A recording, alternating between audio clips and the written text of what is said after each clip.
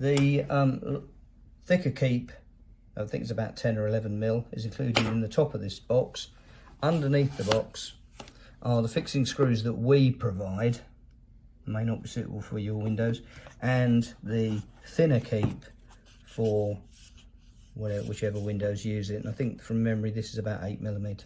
Included in the box is a second set of these. You'll find these scanning codes on the bottom of a device, the little one with the house on it.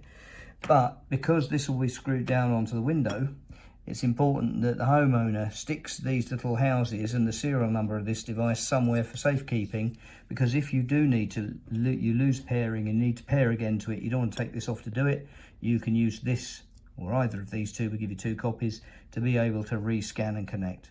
Right, first thing you can do is add the battery. So if you push on this part downward, it'll come out. Turn it over, take the battery out, positive upwards, push it in, put this back in here,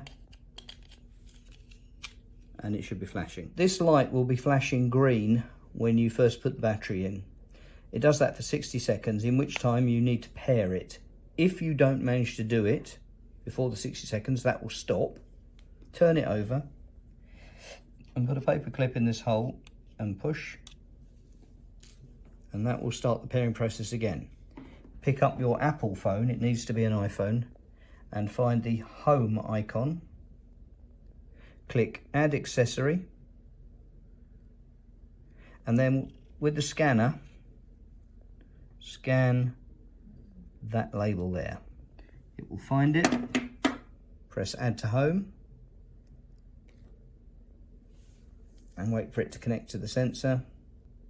And then it will ask you which room you want to put it in. For this, we're just going to leave it in the entrance room and hit continue.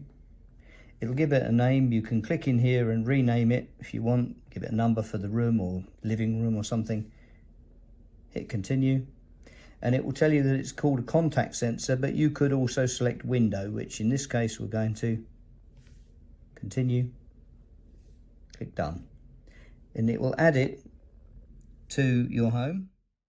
To see your window sensor, you need to be home, rooms, select the room you put it in our case it was entrance, and then you can see that when I simulate opening it, you can see it changing the status.